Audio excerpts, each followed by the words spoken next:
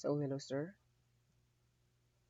So in this video, I'm going to explain it to you the few things uh, inside of the operating system, and my topic is all about the general concept of OS, the caching, the process state, the threads, process scheduling,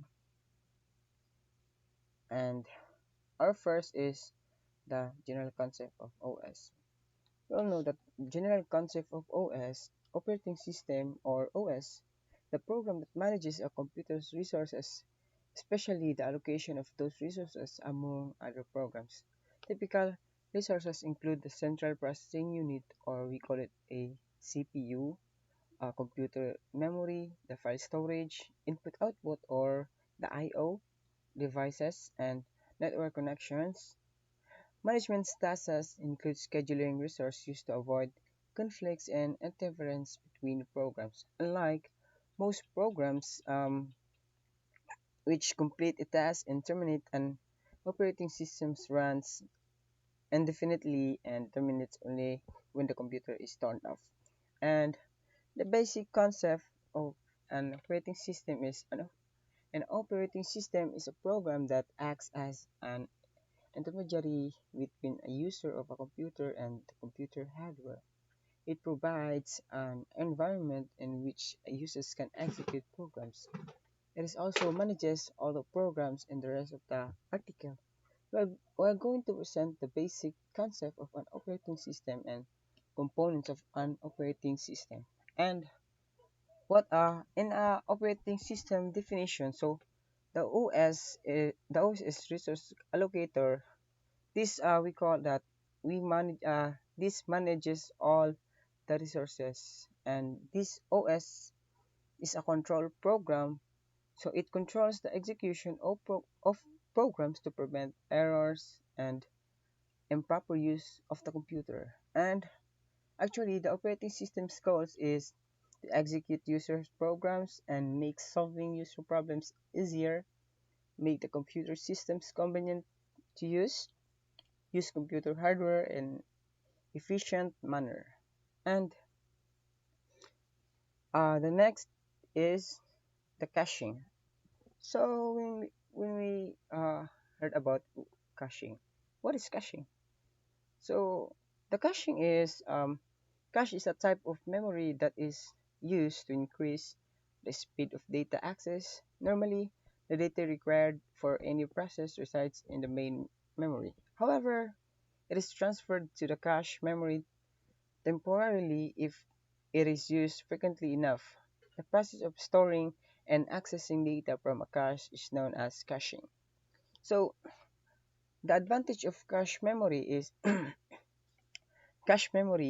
faster than main memory as it is located on the processor chip itself. Its speed is comparable to the processor registers and so frequently required the data stored in the cache memory. The memory access time is considerably less to cache memory as it is quite fast. This leads to faster executions of any process.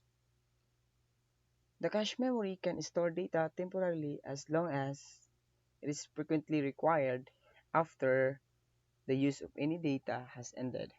It can be removed from the cache, it can be from the cache and replaced by the new data from the main memory.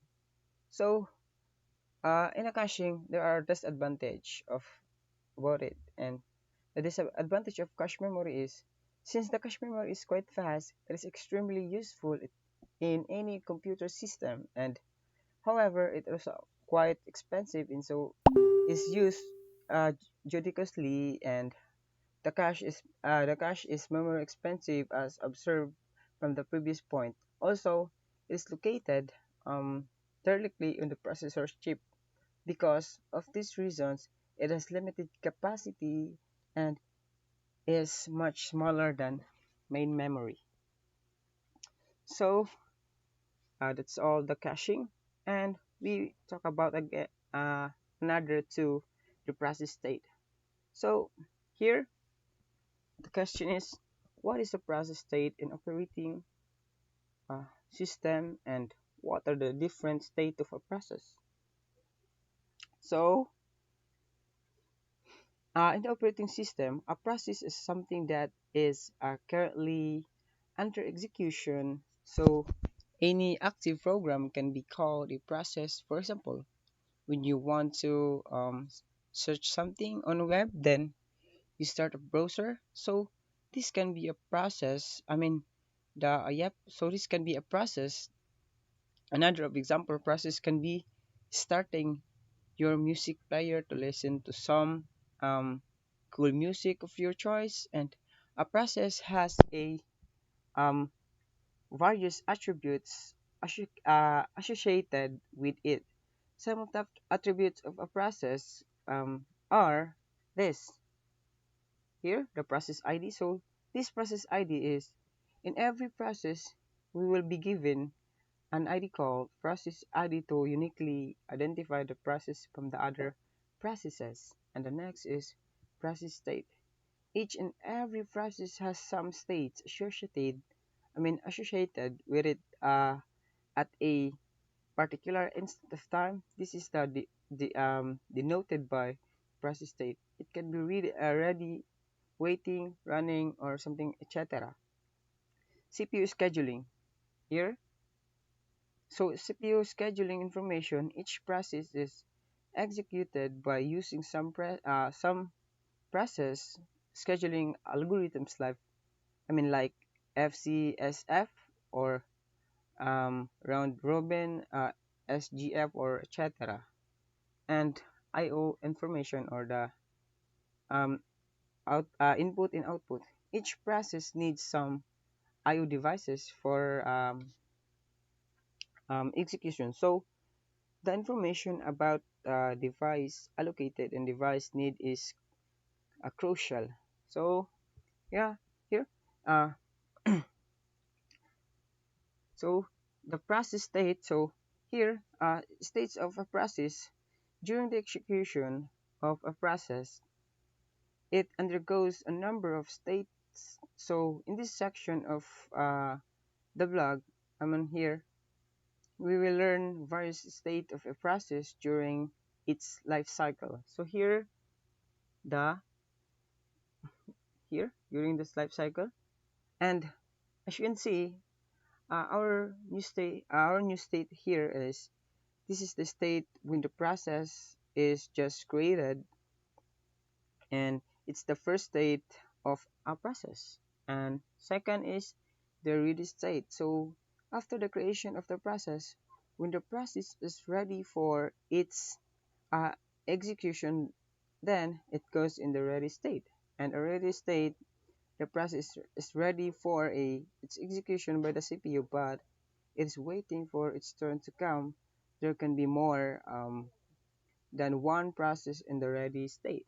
And next is ready suspended state. So here, there can be more than one process in the ready state, but due to the memory constraint, if the memory is full, then some process from the ready state gets placed in the ready suspended state. And the next is running state. Among us this process present in the ready state, the CPU chooses the one process amongst them by using some CPU scheduling algorithm. So the process will now be executed by the CPU, and it's the running state. And here, the waiting or a black state. During the execution of the process might require some I/O operation, like writing on a file, or some more priority process, or might come. Or in this situation, the running process will have to go into the waiting or a black state, and other process will come for its execution. So the process is waiting for something in the waiting state. And the next is waiting suspended state. Here, when the waiting state uh so here when the waiting state queue of the system becomes full, then some of the processes will be sent of the waiting suspended state. And Here, the terminated state. After the complete execution of the process comes into the terminated state in the information related to this process is in deleted. So now that's all the process state uh, is all about. And the next thing is the threads. So here, what is a thread? Basically, what we're going to ask, what is a thread? So uh, a thread is a process divided into a number of lightweight processes, and each lightweight process is said to be a thread. The thread has a program counter that keeps the tracks of which instruction to execute next. It has registers which called current working variable. It has stack which contains the execution history. So the number of threads can share an address space of in files and other in other resources. Threads operate in many in many aspects in the same manner and as a processes. So threads is a can be in one of the several states and ready, block, the running, and the terminated. So like the process threads share the CPU and only the thread at a time is active, so or else the running. So threads can create child threads, unlike process threads are not independent of one another because all threads access every address in the task. A thread can read or write over any other um, thread stack. So each thread this designating portion of the program that may be executed currently with other threads.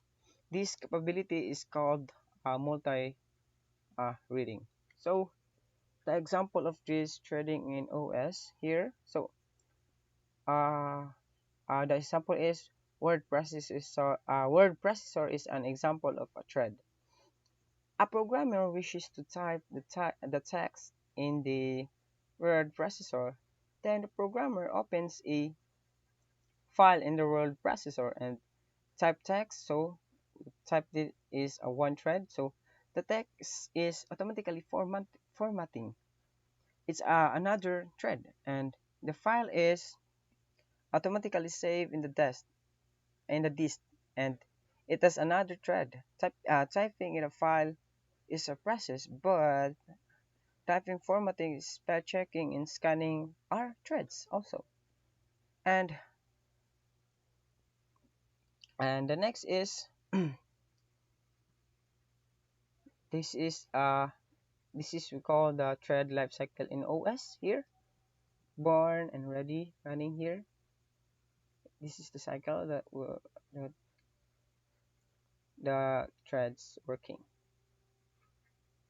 Something's ready here, and after that we go for running, and after that running it depends on the user what we're going to next. It will be sleeping, waiting, something ready, or something blocked. And as you can see right here, this is the cycle. And and now this is the one of the topic is process scheduling. So again, what is the process scheduling? So the process scheduling is an OS task that schedules processes of different state like ready, the waiting, and running. Process scheduling allows operating system to allocate the time interval of CPU execution for each process. Another important reasons for using a process scheduling system is that it keeps the CPU busy all the time. So this allows you to get the minimum responsive time for a programs. So here the running. So as I've said, the process scheduling is having a running. So as I so in a running is in the operating system. Whenever a new process is built, it is entered into the system and which should be running. And the second is not running. Not running is the process that are not running are kept in a queue. So as you can see, not running. So which is waiting for their turn to execute. Each entry in this queue is a point as specific processes. So in the process scheduling, there are types of processor schedulers. So here, uh, a scheduler is a type of system software that allows you to handle a process scheduling. So there are mainly three types of process schedulers. We have the long term, the short term, and also the medium term. So we talk about the long term. So we talk about the long term. So the long term is scheduler is also known as a job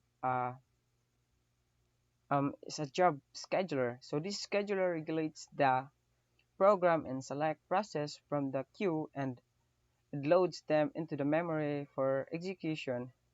It also regulates the degree of multi-programming. However, the main goal of this type of scheduler is to offer a balanced mix of jobs like processor, I/O jobs that allows managing multi-programming. And the next we have the short-term scheduler. Short-term scheduling is also known as a CPU scheduler.